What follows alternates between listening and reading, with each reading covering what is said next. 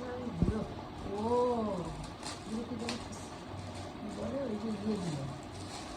ঠিকঠাক এইটুকু এইটুকু এগুলো ঠিক আছে বাদামগুলো কুচি কুচি দিতে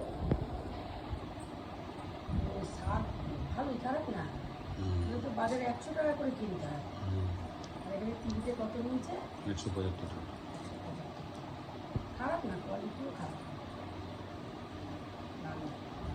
200 মনে হয় একটা লোক সাইকেলে এসছে না আমি 200 আমি ভুলেও দিচ্ছি করবার দিচ্ছি লিপির জন্যই দিয়েছি উন্না হ্যাঁ সবসময় বড় বড় উন্না নেওয়া যায় না এই যে অল্প অল্প করে নেবে বড় বড় উন্না ব্যবহার করা খুব কঠিন যে বাড়িতেও আমরা নাইটের উপর দিক করে করে নিতে পারি তো আস্তে আস্তে ভালোই তো খুব ভালোই ঠিক আছে 100 টাকা আর কী দেবে